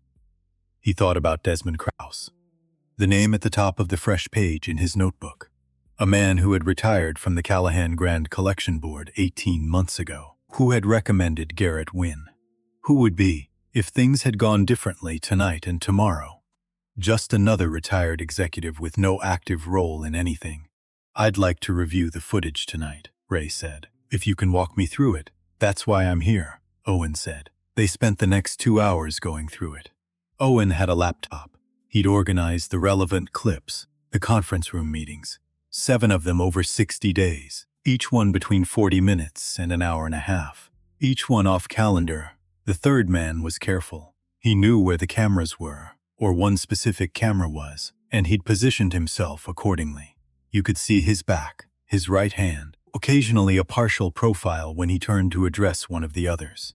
Not enough for a positive identification, but enough for a ring. Ray watched the clip Owen had flagged, froze it, leaned forward. The ring was distinctive. Wide flat band in what looked like oxidized silver or dark platinum. Inset with something, too small and low resolution to read clearly. But the silhouette of it, the shape, Ray had seen that ring before. He couldn't place it immediately. It was in the category of things you register peripherally without storing consciously. The kind of detail that lives in the back of the mind, waiting for the right context to bring it forward. He let it sit. It would come. Owen, Ray said, tomorrow morning. I'm back to the Pinnacle. I need you available. I'll be there. What I'm going to ask you to do will likely end your employment at that property. Not because I'll end it, because of what comes after. You understand that? Owen looked at him steadily. I've been thinking about that for 8 months. I'm good, Ray nodded. Stood, extended his hand. Owen shook it. The grip of 2 men who understood what the handshake was actually about. After Owen left, Ray sat back down at the desk, opened the notebook to the page with Desmond Krause's name. Thought about the ring. Then he called Frank one more time. Frank, do you have any photos from the board retirement dinner for Desmond Krause? 18 months ago. A pause. Linda would have those. Event photos go to her archive. What are you looking for? His hands, Ray said. Specifically his right hand. Another pause. Frank had been with Ray long enough to not ask why. I'll have Linda pull it tonight. Anything else? That's all, Ray said. Get some sleep, Frank. Tomorrow's going to be a full day. He set the phone down, looked at the USB drive on the desk, then at the notebook, then at the clock. 11:14 p.m. The board meeting was 14 hours and 46 minutes away. He had what he needed. Almost. He just needed the morning to make it mean something. Voice over. There's a moment in every difficult thing when you can see the shape of what has to happen. Not all the details, not every step, but the shape. And you know, with the kind of knowing that's past thinking, that you're going to do it. Not because it's easy, not because you're certain you won't take some damage doing it, but because you can see it clearly now, and you can't unsee it. And once you can see it clearly, there's only one thing left to decide. Not whether, just how. Linda's email came at 12:40 a.m. Ray was still at the desk. He'd switched from coffee to water around 11. Too much coffee and the thinking gets sharp in the wrong direction, tight and circular instead of wide and clear. He'd learned that somewhere around 50. Another thing that came with age that nobody warned you about. You had to manage the instrument more carefully. The email had 3 attachments. Photos from the Callahan Grand Collection Board retirement dinner, 18 months ago. The event had been held at the Sterling Pinnacle, which had struck Ray at the time as a fitting choice. Krause had been on the board since before the Pinnacle was built, had watched it go up, had been at the opening ceremony in 2004. Ray opened the first photo. A group shot. 8 people. Board members, a few senior staff, Linda in the background managing something that needed managing. Krause was near the center, a man in his late 60s, heavy-framed but not heavy, silver hair, the patrician ease of someone who had moved in high-level boardrooms for 30 years. Ray looked at his right hand. Krause was holding a glass of wine. His right hand was at the stem of the glass, and on the 4th finger of his right hand, clearly visible in the photo's good event lighting, was a ring, wide flat band, dark metal, dark silver or oxidized platinum, and at the center some kind of inset motif. Too small in this photo to read clearly, Ray zoomed in. The image pixelated. Not enough resolution at this scale. He opened the second photo. A smaller group. Krause and 2 other board members. his right hand at his side in this one. The ring visible but the hand relaxed, palm slightly turned. Third photo. Kraus alone, taken candidly at the bar. Profile shot. His right hand raised to gesture while he was speaking to someone off camera. The ring caught the light. Ray zoomed in on the third photo. The resolution held better here. It had been taken closer, and with a better camera. He zoomed to maximum. The inset on the ring was a compass rose, 8-pointed, the old navigator's symbol. The kind of image that showed up in Masonic jewelry, in old military rings, in the custom signet rings, that a certain generation of businessmen had made to mark a specific period of their lives or membership in something. Ray sat with that for a moment. Then he went to the footage on Owen's laptop, the clip with the clearest view of the third man's ring. Zoomed in same width, same dark metal, the inset motif, at this resolution, in this light, showed the same 8-pointed structure. Not identical beyond doubt, but not different. He closed both windows, sat back. He thought about what Frank had said. Whoever built this knew the company well enough to know where the gaps in oversight were. Kraus had been on the board for 22 years. He'd been on the audit committee for 16 of them. He'd helped design the oversight structure that was now being used as a shield. And he had recommended Garrett Wynn. And now Wynn's audit report was going to the board at a meeting. Kraus had officially retired from attending, except that Kraus, as a retired board member, retained courtesy observer status at board meetings upon request. Ray pulled up the Monday board meeting agenda that had been circulated to senior staff. Standard distribution. Scrolled to the attendee list. Desmond Kraus. Observer status. Confirmed attendance. Of course, he needed to be there to see the report accepted, to watch the last piece of the machine complete its cycle, and know that the thing he'd built was now properly protected. Ray closed the laptop. He looked at the notebook, at the name at the top of the fresh page, at the ring drawing he'd sketched from memory next to it. This was the part he'd needed. The third man, the architect, the person whose knowledge of the company's structure had made all the rest of it possible. Without Kraus, Wynn was just a competent operator with a scheme. With Kraus, who'd sat in board meetings for 22 years, who'd helped write the audit protocols, who'd been in the room when every structural decision about oversight was made. The scheme had a map, a blueprint for where the walls were thin. Ray had built buildings for 40 years. He knew what you could do with a good blueprint in the wrong hands. He picked up his phone, called Patricia Reeves. She answered on the third ring. He'd warned her she might get a late call. Patricia was 63 years old, had been Callahan Grand Collection's lead outside counsel for 11 years, and had the particular composure of a woman who had spent 4 decades in law and no longer found anything surprising enough to be alarmed by it. "I have the shape of it," Ray said. "I need to walk you through it." "Go ahead." He walked her through it, methodically. The vendor contracts, the Delaware entities, the Milwaukee property, the HR complaints that had been intercepted, workforce engineering, the footage, the ring, the board meeting. Patricia listened without interrupting. When he finished, she was quiet for 5 seconds. He counted. "Okay," she said. "Here's where you are. What you have is strong circumstantial architecture. The vendor contracts alone create a serious fiduciary liability question for Holt and Wynn. The Milwaukee connection, if Frank can document it properly, opens a potential securities fraud exposure, given that it involved a board-level asset sale. The HR complaint suppression creates significant employment law liability, federal level, given the scale. What about Kraus? That's harder. You have a ring in low-resolution footage. You have a recommendation history. You have timing that fits. But you need more before you can put his name to this, officially in any formal proceeding. "I know," Ray said, "but I need to neutralize the board meeting tomorrow. The audit report can't be accepted. That I can do," Patricia said. "You're the controlling owner. You can instruct the board chair to table any report under active internal investigation, which this now officially is. I'll draft the instruction tonight. You sign it. It goes to the board chair first thing in the morning. The report gets tabled. The meeting proceeds on other agenda items.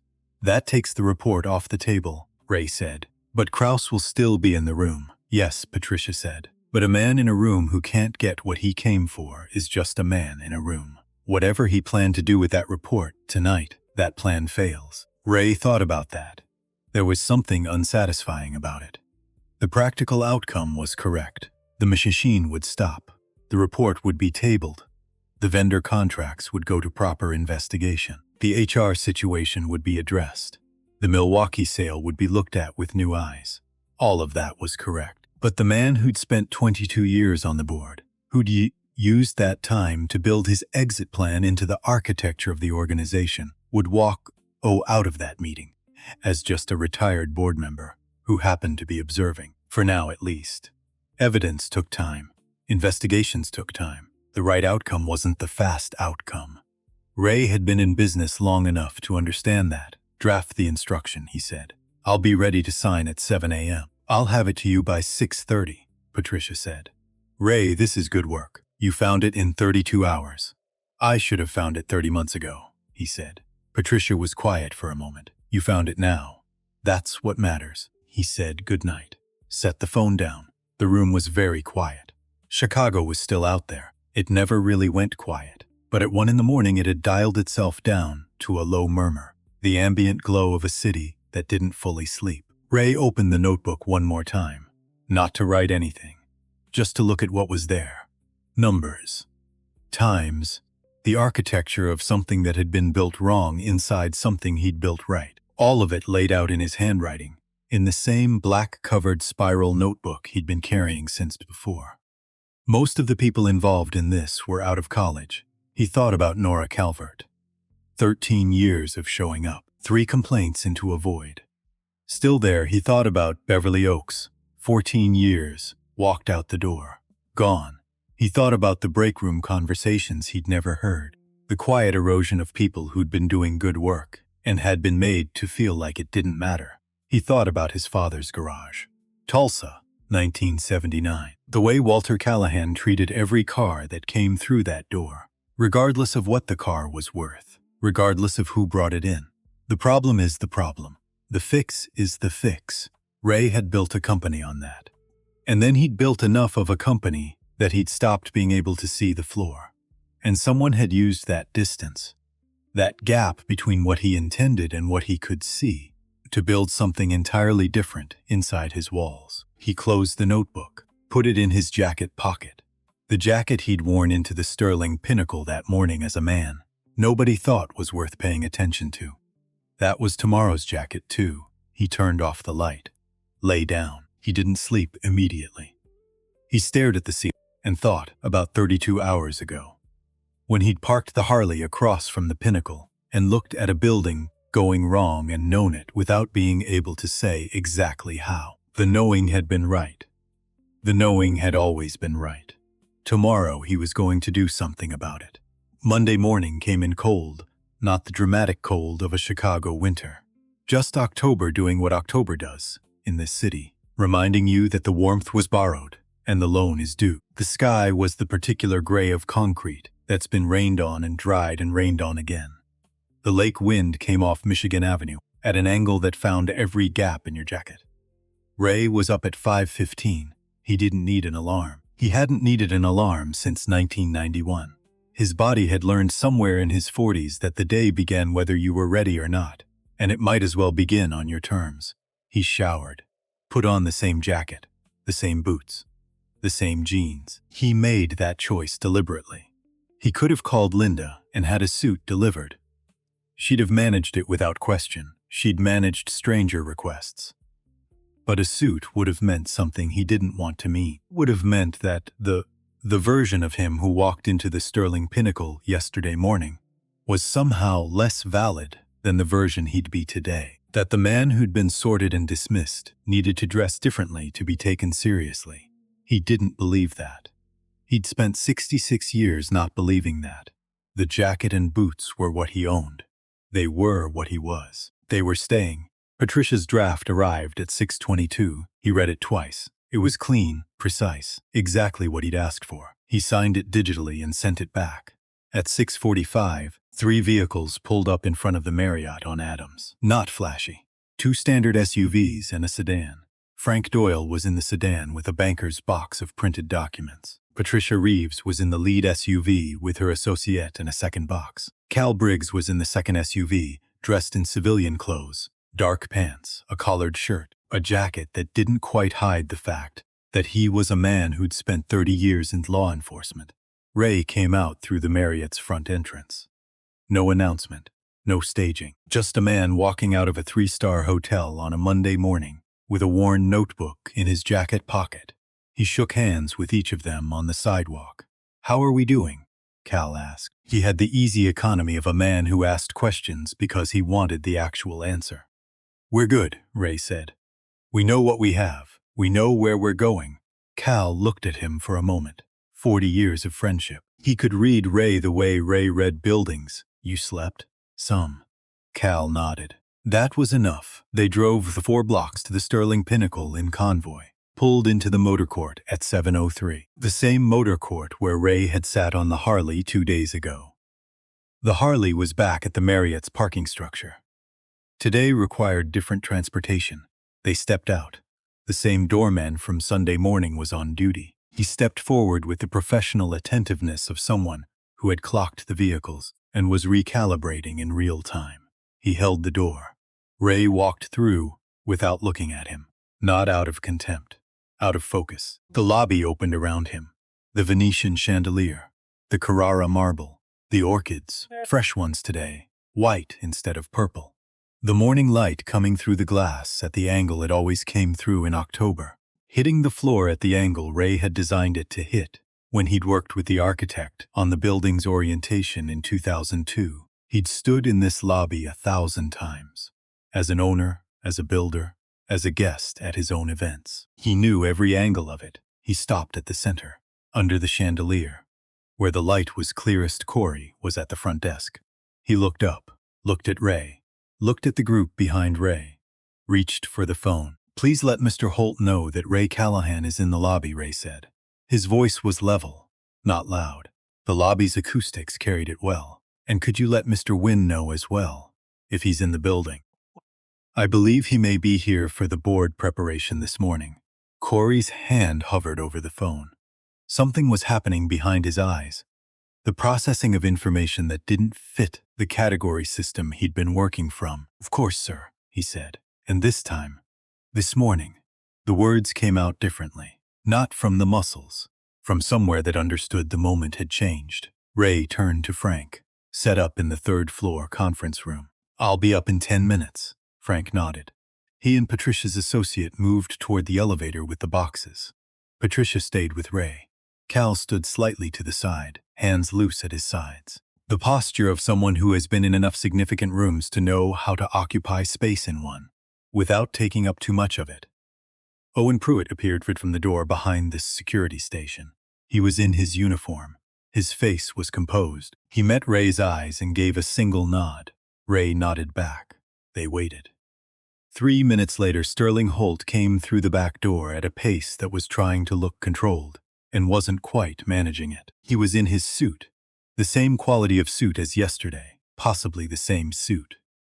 His face had the look of a man who had received an unexpected piece of information, and had only had 3 minutes to decide what to do with it. He stopped a few feet from Ray. The lobby had continued its morning business around them. The front desk, the bellman station, 2 guests crossing from the elevator to the exit. Life of a hotel. But there was a quality of attention in the room that wasn't about those things. The room knew something was happening at its center. "Mr. Callahan." Holt's voice was steady. The smile was there, but it had a different quality today. Tighter. "Aware, Mr. Holt," Ray said. "I need you in the conference room on 3. And I need Mr. Wynn. Mr. Wynn is in the building, yes, for the board preparation. I'm not sure this is the right time." "It's the right time," Ray said. He walked to the elevator, Patricia beside him. Cal behind. Holt stood in the lobby for 2 seconds, then followed. Voiceover. "There's a difference between authority and power. Power is something you can be given. Authority is something you earn, through what you've built, through the choices you've made, through what you're willing to stand behind when it costs you something. I have never liked using authority, but there are moments when the clearest thing you can do for everyone in the room is simply to be what you are. unmistakably, without apology. So the room understands where things stand. Third-floor conference room had a long table, 14 chairs, and windows that looked east toward the lake. On a clear day, you could see the water from here. Today, the gray sky had erased the horizon. Frank had arranged the documents at the head of the table, not scattered, organized. Specific piles in a specific order. The way you laid out a case you intended to make clearly. Ray sat at the head, Patricia to his left, Cal along the wall, seated, not at the table. An observer as he'd described himself to Ray, a witness. They came in over the next 8 minutes. Holt first. Then the department heads he'd apparently called on his way up. 6 of them, including Spence's floor manager and the front desk supervisor. Then Garrett Wynn. Wynn was 54 years old and carried himself with the particular confidence of someone who had spent years operating in spaces where he believed himself to be the most sophisticated person present. He was well dressed in the way that announced itself. His handshake, when he'd shaken Ray's hand twice over the years at formal events, had the slight excess of pressure that some men use to establish something. He came into the conference room, saw the table arrangement, saw Frank's boxes, saw Patricia Reeves, and recalibrated in one visible beat. He sat down across from Ray, not at the far end, across. He wanted to be able to watch. Ray let everyone settle, didn't rush it, let the room find its level. Then he opened the notebook, not to read from it, to show that it existed, that there were notes, that things had been written down. "Thank you all for coming on short notice," he said. "I'll be direct with you. I spent Saturday and Sunday conducting an unannounced review of this property. I identified significant service culture issues on Saturday. Those will be addressed as part of a broader operational correction. But what I found when I looked at the financial records was more serious." He nodded to Frank. Frank set a document in front of each person at the table. 3 pages, clean, readable. The vendor contract summary, the formation dates, the total values, the approval chain. 6 vendor contracts, Ray said. $2.4 million. Paid to companies formed within the window of those contracts. Companies with no operational history. Companies registered in Delaware through the same entity formation infrastructure. He let them read. Let the room absorb it. Wynn's face did not change. Ray watched it carefully. A man with Wynn's experience had practiced the art of receiving difficult information without visible reaction. But there are things that practice can't fully cover. Small muscular events around the eyes. A stillness that's too deliberate. A quality of attention that shifts from engaged to managed. Wynn had shifted. Holt was less practiced. His breathing had changed. His hands were flat on the table in front of him, which was a posture people assumed when they were trying to look calm with their hands. Ray continued, "The HR records show a 71% staff turnover rate over 18 months. I've spoken with current and former employees who describe a consistent pattern: overtime pressure, suppressed complaints, and a manufactured documentation trail used to engineer exits that appeared voluntary." He paused. 3 complaints submitted by a current employee through the internal HR portal were held at the regional intake level and never forwarded to the HR department. Regional intake reports to this regional office. He looked at Wynn. Wynn looked back. "Working. There's also the matter of the Lakefront Suites sale in Milwaukee," Ray said. 2 years ago. Below appraised value. The buyer entity traces through the same Delaware financial infrastructure as the vendor companies here. A silence settled over the room that had texture to it. Not the silence of people who had nothing to say. The silence of people calculating what they were permitted to say. Holt's floor manager, a woman named Greta, who Ray had no reason to connect to any of this, started to speak. "Mr. Callahan, I want to say, I wasn't aware." "I know," Ray said, not unkindly. "This isn't about everyone in this room. Some of you knew. Some of you didn't. Patricia and her team will be meeting individually with each of you today to establish what each person understood and when." He looked around the table. "This is not a criminal proceeding. That may come separately, and that will be in the hands of people other than me. What I'm doing today is stopping what is currently in motion and beginning to correct what was done." He looked at Holt, then at Wynn, Sterling. "Garrett, as of this morning, Both of you are suspended from your roles pending investigation. That's documented, and it's effective now. You're welcome to contact legal counsel. Patricia will provide you with a formal notice after this meeting. Holt looked at the table. Wynne looked at Ray. He had the expression of a man who had prepared for this conversation and had planned something to say in it. His mouth opened slightly. Ray looked back at him. Even. Patient.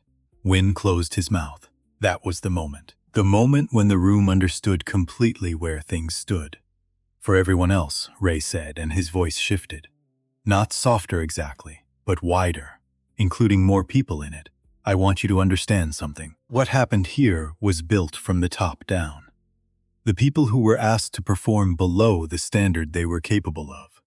The people who served guests differently based on how they looked, who went along with overtime pressure, who saw things and stayed quiet, because the environment made silence feel like the only option. Those people were failed by the leadership of this building. He let that settle. We're going to fix this. Not quickly, not all at once, but thoroughly. Starting with making sure that every person who is treated unjustly in this building gets what they're owed. And starting with making sure this property becomes what it was supposed to be. He closed the notebook. Patricia will take it from here on the procedural side. Thank you. He stood, walked to the window, looked east at the gray sky where the lake was hiding. Behind him, he heard Patricia begin. Her voice was clear and precise. The voice of someone who knew exactly what came next and was prepared for all of it. Voiceover. I've sat in a lot of difficult rooms over the years. Rooms where money was at stake. Rooms where the future of something I'd built was uncertain. Rooms where I had to deliver news that was going to change things for people. And not all of it for the better. What I've learned about those rooms is this: they go better when you're honest about what happened. Not brutal, not punishing, but clear. People can handle clarity. What they can't handle, what eats at them for years, is the feeling that the people in charge looked at the truth and described something else. Patricia had the room. Ray stepped out into the hallway, walked to the end, away from the conference room door. The hallway was quiet. A housekeeper's cart parked near the far elevator. A woman, mid-40s, loading fresh towels, not paying attention to the management drama one floor above her normal Monday morning. Hotel still running. Whatever was happening in that conference room, floors below it, the work continued. Ray's phone rang. The number was Garrett Wynne's cell. Ray looked at it for a moment. Wynne was still inside the conference room, which meant this was coming from the phone in his pocket. Ray answered. Mr. Callahan. Wynne's voice. Low. The particular compression of someone talking quietly in a room full of people. He'd stepped back from the table, Ray guessed, turned slightly away. Patricia would hear him eventually, but not yet.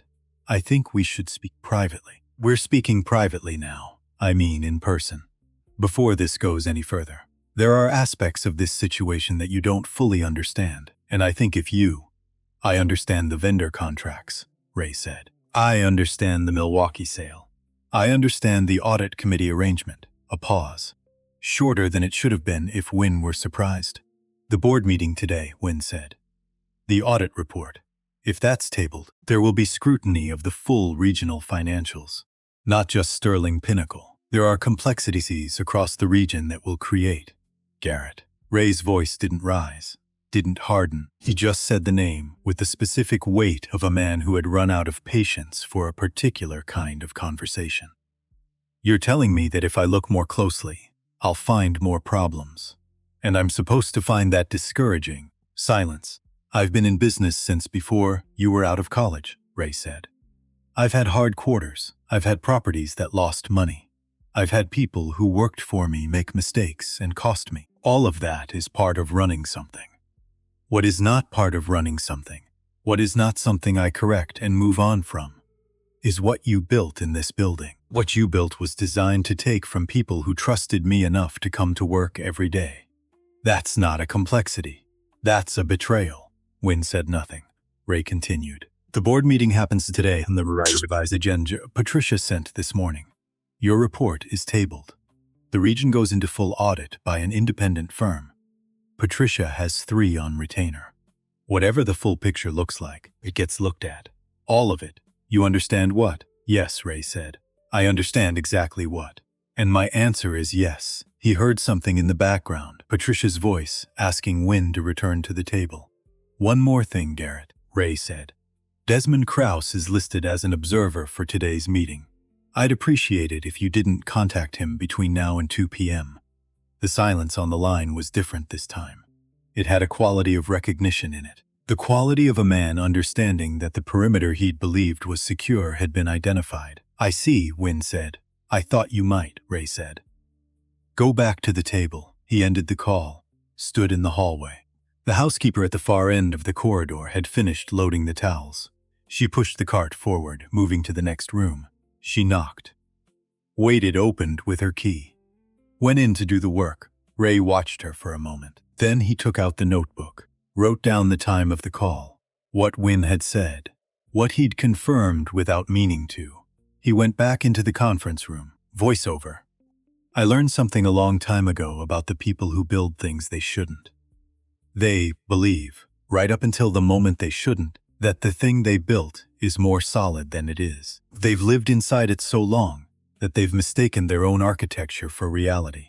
And when that architecture starts to come down, their first instinct isn't to stop it. It's to negotiate, to find the angle, to locate the exit. Because in their experience, there's always been an exit. The thing they miscalculate every time is that the exit requires the other person to agree to let them use it. By 10:30, the formal proceedings had settled into the methodical pace of institutional correction. Patricia was conducting individual meetings in the smaller room off the conference area. Frank was on calls with the independent audit firm, ranging the scope of engagement. Owen was managing the security handoff. Two members of his team who were clearly entangled in what had happened were being relieved pending review, and he was redistributing coverage without disrupting the property's operation. The hotel continued to function. Check-ins happened. Guests moved through the lobby. The dining room served breakfast at a pace, unaware of anything happening on the floors above it. Ray was in the lobby. He'd come down, not because there was something specific to manage, but because the lobby was where the building's life was most visible. After 2 days of looking at documents and making calls, he needed to be in the actual space for a while, to remember what all the documents were about. He sat in the same chair he'd sat in on Sunday when he'd waited for Holt, the chair near the window. The light came through at the angle he'd designed. Linda had texted him at 9:47, Beverly Oaks confirmed, on her way. She'll arrive around 11. At 10:58, a woman walked through the revolving door. She was 53 years old, medium height, solid build, the purposeful gait of someone who had spent years on their feet in work that required precision. She was dressed neatly. Dark pants, a gray blouse, a jacket that she'd put on, because you put on a jacket when you go somewhere that means something. Her hair was pulled back. Her face was composed in the way a face is composed when you've told yourself 3 times in the car that you're going to be okay and you're going to be okay. She looked around the lobby. Ray stood. She saw him, registered the jacket, the boots, a man she'd never met, and looked at him with the careful assessment of someone who has been disappointed enough times to take their time with new information. He crossed to her, extended his hand. Beverly. I'm Ray Callahan. She shook his hand. Her grip was direct. I know who you are, your assistant explained. Thank you for coming in. She looked around the lobby, taking it in. The chandelier, the marble, the orchids. The front desk where Corey was working. The bellman station where Trent was standing. Today, notably, without a phone in sight. I haven't been inside since February, she said. 14 years, Ray said. This building owes you. She looked at him. Something moved across her face, not immediately sentimental. Something more complicated than that. The look of a woman who had processed an injustice thoroughly enough that simple acknowledgement didn't quite cover it anymore. Filed 3 complaints, she said. The last one went to the corporate email address directly. I stood in my kitchen for 20 minutes deciding whether to send it. I know, Ray said. I've read the record.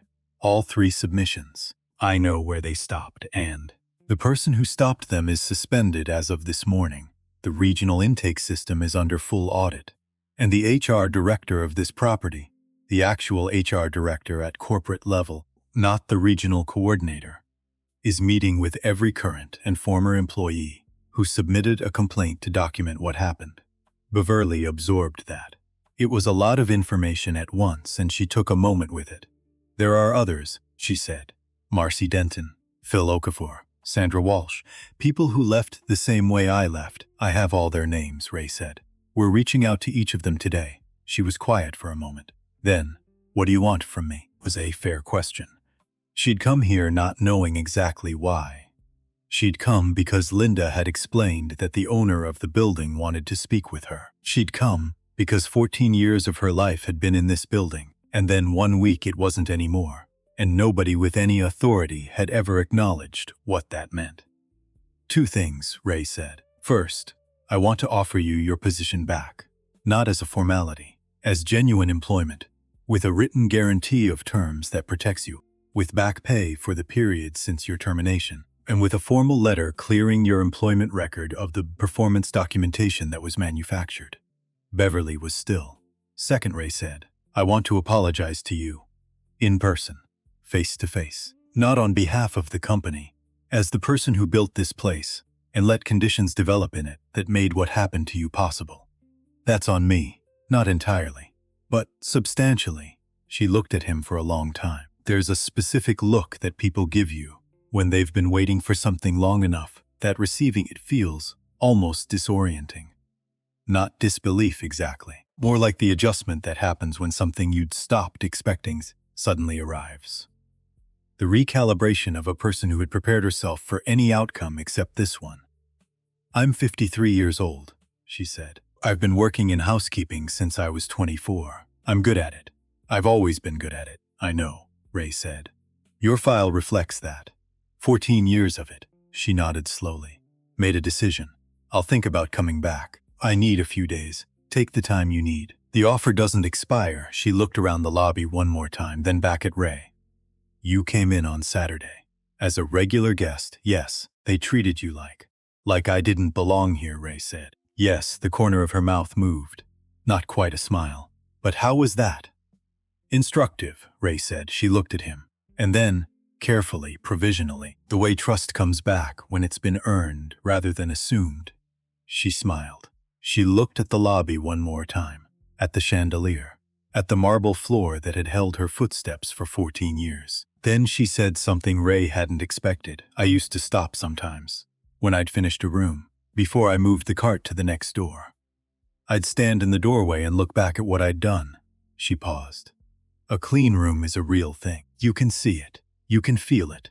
I was proud of that. She looked at Ray. They couldn't take that. Whatever they put in my file. Whatever story they told. They couldn't take that part. Ray looked at her. No, he said. They couldn't. She nodded. That was enough. He found Spence at 11:40. The dining room was winding down from the late breakfast rush. Spence was clearing a table near the window, the same window section where Ray had sat on Saturday morning and waited 19 minutes for service. Ray walked in, sat at the same table. Spence looked up, recognized him. His hands slowed on the clearing work. Ray waited. Spence came over. He was 26 years old, had been at the property for 2 years.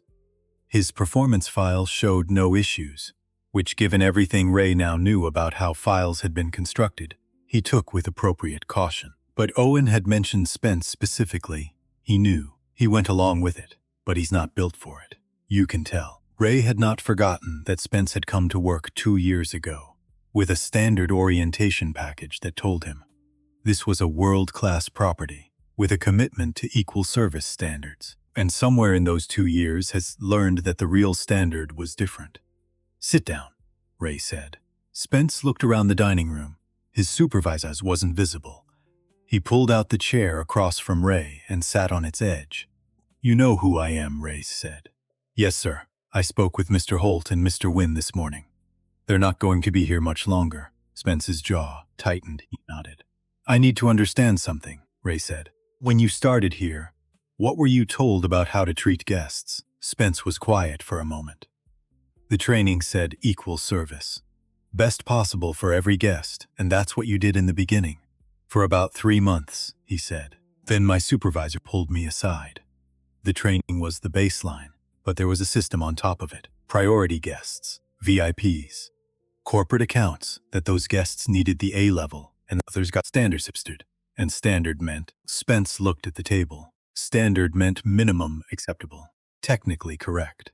Nothing that would get a complaint logged, but not what it should be. And you went along with it. I needed the job, he said. And everyone else was doing it. And when everyone's doing it, it starts to feel like just how things work. Ray understood that.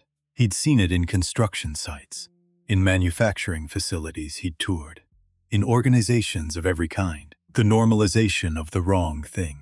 The way a culture absorbs individuals and adjusts them to its shape, without anyone declaring that it's happening. How long ago did it stop feeling normal? Ray asked. Spence looked up. About 4 months ago. There was a man, older, came in on a Saturday afternoon. He was dressed, just regular. Not impressive. My supervisor gave me the look.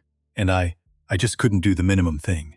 I gave him the real service. And my supervisor got in my face about it afterward. Ray said nothing. Waited. And then I did it anyway for the next 3 tables that came in. And my supervisor wrote me up. And I thought about quitting. But I stayed. And I went back to the system. He paused. I've thought about that a lot. Ray looked at him. He saw a young man who had encountered a genuine moral test and had found himself to be less than he'd hoped. Not a bad person. A person who'd learned something hard about himself and was carrying it. Here's what's going to happen, Ray said.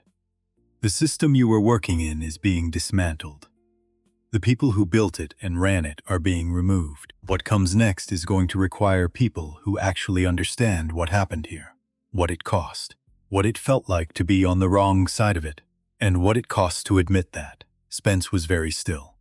I'm not firing you, Ray said, but I'm asking you to do something harder than getting fired. I'm asking you to stay, and to be part of making this what it should have been. Can you do that? Spence looked at the table. Then at Ray, yes, he said, quietly, but without hesitation. Ray nodded, stewed. Get back to work, he said, not harshly, just directly. The way his father used to say it in the garage when the talking was done and the work was what was left. Spence stood, picked up the clearing tray. Ray walked out of the dining room, voice over. The hardest person to forgive is never the one who was malicious. It's the one who knew better and went along anyway. Because that one is in all of us. Every person who has stayed quiet when they shouldn't have. Every person who told themselves it wasn't their department. Every person who let the groove of a bad culture carry them forward. Because getting out of the groove cost too much. That's not a monster. That's a human being in a bad system. The question is never whether you went along with something wrong. The question is what you do when someone gives you the chance to do something different. The board meeting happened at 2 p.m. as scheduled. The agenda had been revised as Patricia's instructions specified. Wynn's audit report was listed as tabled pending independent review. The item where it had been, third on the agenda, the position of something expected to pass without significant discussion, was replaced with a brief item, Regional Operations Update, Interim Management. Desmond Krause arrived at 1:53. Ray was in the hallway outside the boardroom when Krause came off the elevator. Krause saw him, 7 feet of hallway between them. Krause was 68 years old, silver-haired, the kind of man who had spent decades in rooms where things were decided and had the bearing of it. He was dressed in a dark suit, conservative tie. His right hand, emerging from his jacket sleeve, carried the ring Ray had been looking at in photographs and footage for the past 14 hours. Same dark metal. Same compass rose. They looked at each other. Ray didn't move, didn't speak first. Krause stopped. Something moved across his face. Not panic, he was too composed for that. Something more like the recognition of a man who has played a very long game and has arrived at the board where it ends. Ray, he said. Careful. Measuring. Desmond. Ray's voice was even. I appreciated your years on the board. You built a lot of institutional knowledge into this organization. Krause waited. He understood that what came next was not a compliment. We're going to have a full accounting of everything that happened in the Midwest region, Ray said. The vendor contracts, the Milwaukee sale, Indianapolis, whatever else turns up in the full audit. All of it is going to be examined by independent eyes. Kraus was very still. I don't have enough today to have a specific conversation with you about your role in that, Ray said. What I have is suggestive, but suggesting isn't enough for what I'd want to do with it. He paused. So today, I'm going to let you walk into that board meeting as an observer, and I'm going to present the situation factually. And you're going to sit in that room and understand that what was built on your knowledge of this company's structure is being taken apart piece by piece. Kraus said nothing. I want you to know that I know, Ray said. Whatever the legal process produces, and I expect it will produce something eventually. I want you to know that I am not a man who doesn't see what's in front of him. I saw it. It's written down. And it goes where evidence goes. A long silence, then Kraus said quietly, You built a remarkable company, Ray. I know, Ray said. That's why I'm still here. He stepped back, gestured toward the boardroom door. Kraus walked in. Ray followed. The meeting took 40 minutes. The tabling of the audit report was presented matter-of-factly. No drama. The independent audit engagement was announced. The interim regional management structure was outlined. Frank would manage oversight directly until a new regional VP was hired through a process Ray intended to design personally. 2 board members asked questions. Both were answered fully. Kraus sat along the wall, observer row. He did not speak. He listened to the description of the investigation's scope with the face of a man watching a clock run down. When the meeting adjourned, he was among the first to leave. Ray did not watch him go. He was already in a conversation with the board chair about timeline. There were things that would take months. The full audit, the legal process that Patricia had already set in motion with Employment Counsel, the investigation of the Delaware entities, which would require forensic accounting and potentially regulatory referrals. Beverly's case and the cases of the others, those would be resolved faster, through direct settlement. And then, there was the work of rebuilding the culture of a building. That was the longest work. Ray knew that. He'd built organizations from scratch, which was hard. Rebuilding a culture that had been deliberately corrupted was harder, because you were working against the memory of what it had been, against the distrust that had been earned, against the habit systems, and the wariness, and the defensive postures that people develop when institutions fail them. It would take time. The right management, consistent action over months. He was going to give it all of that. After the meeting, he rode down to the lobby in the elevator alone, stood in it for a moment as the floors descended. Watching the numbers, the elevator opened. The lobby was doing what lobbies do at mid-afternoon. A family checking in. 2 businessmen waiting for a cab. A woman reading near the window. Trent at the bellman station. Actually, at the station, hands at his sides. Watching for guests who needed help, small things. Maybe meaningless, maybe the beginning of something different. You couldn't know yet. Ray crossed to the window, looked out at Michigan Avenue. The sky was still gray. The lake wind was still finding the gaps in jackets. October in Chicago doing exactly what it had always done. Nora Calvert came into the lobby from the staff corridor, near the elevator bank. She was in her uniform, back on shift, her choice. She'd told Owen she wanted to come back this afternoon. She crossed toward the housekeeping station, saw Ray standing at the window, and stopped. He turned. They looked at each other across the lobby. He nodded. She nodded back. She went to the housekeeping station, picked up her assignment board, went to the elevator, went back to work. Ray stood at the window for another minute. Thought about his father. Not for the first time today, but in a different way than before. Walter Callahan had died in 2001.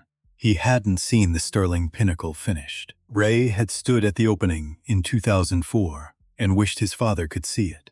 The scale of it, the chandelier, the way the lobby worked when it was full of people. He'd thought, at the opening, that his father would have been impressed. But standing here now at this window, having done what he'd done in the last 32 hours, he thought his father would have said something simpler. Something that didn't have anything to do with the chandelier or the scale, or any of it. Walter Callahan would have said, "You saw something wrong, and you fixed it. Good, that was it. That was the whole thing, in the language of a man who fixed engines in a garage in Tulsa and didn't waste words." Ray pulled out his phone, texted Linda. I need someone to pick up the Harley from the Marriott garage and bring it to the Pinnacle Motor Court. He put the phone back, looked around the lobby one more time. The chandelier caught the afternoon light at the angle it always caught it. The Carrara marble floor reflected the shapes of people moving across it. The orchids on the reception desk were white today. Someone had chosen white. He went back upstairs, spent 2 more hours with Patricia and Frank, working through the immediate action list. Signed what needed to be signed. Approved the communications plan for staff. Reviewed the outreach list for former employees. 16 names. Beverly was first on the list. She was already called. At 5:15, he took the elevator down for the last time that day. Walked through the lobby. The evening front desk shift had come on. A young woman Ray hadn't met yet. Adrienne, her tag said. Neat handwriting, the tag worn straight, looked up when he approached. Not with the calibrated indifference of Saturday morning. Just a person at a desk, present, paying attention. Good evening, Ray said. How's the shift been? She blinked, not used to the owner asking. Quiet so far. The 4 o'clock check-ins went smoothly. Good. Ray paused. What did they tell you in orientation about how to treat guests? She looked at him carefully. Equal service. Best possible for everyone who walks through the door. That's right, Ray said. That's the job. All of it. He nodded. Turned. He walked out through the revolving door. The doorman, whose name Ray had now learned, was Harold, 23 years old, 6 months on the job, held the door and said, Good evening, sir. Clear and genuine. Ray paused, looked at Harold. Good evening, Harold. Harold blinked. Nobody in management had ever used his name. Good evening, he said again. Warmer, this time. Ray walked out to the motor court. The Harley was there. Linda had managed it, as she managed everything. It sat at the edge of the motor court where the light from the building's exterior caught the chrome. He stood beside it for a moment. Not long. Chicago was doing the thing it did in the early evening in October.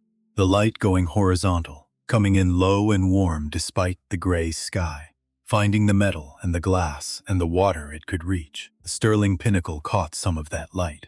Floor by floor, window by window, the building was beginning to glow in the dusk. Not the sharp blaze of noon, but something quieter. Something that had to be earned by staying until the end of the day. Ray had stood in this spot in 2003 when there was nothing here but a foundation form and a construction fence. He'd stood here with a cup of coffee and a set of blueprints and the knowledge that what he was about to build would outlast him.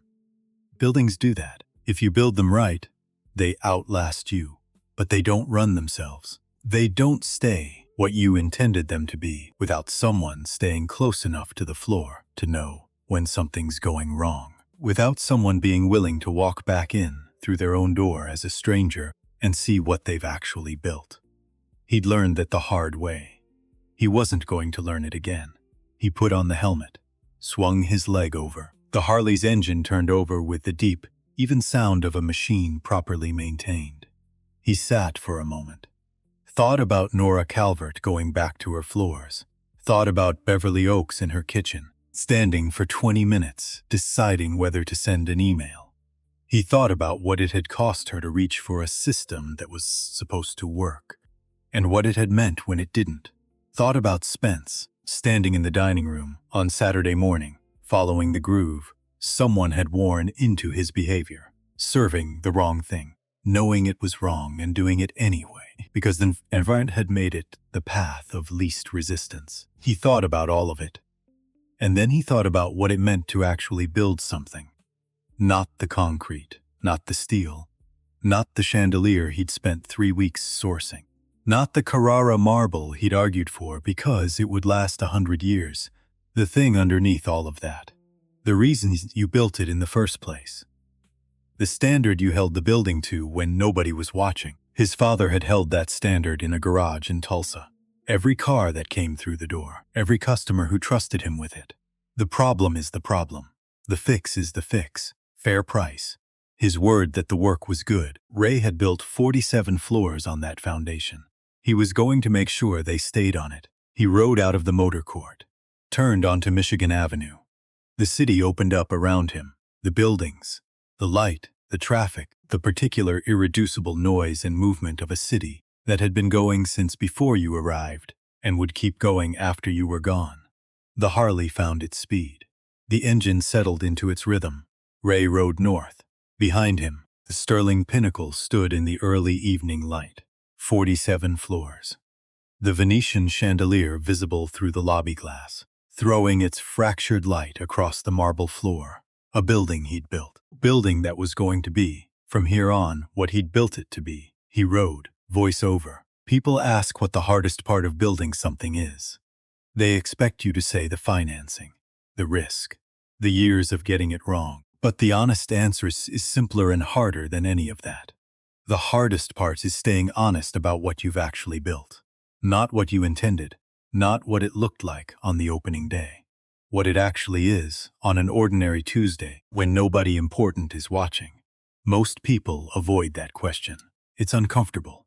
It requires admitting the distance between intention and reality. But that distance, if you're willing to measure it honestly, is the only thing that tells you what needs to be fixed.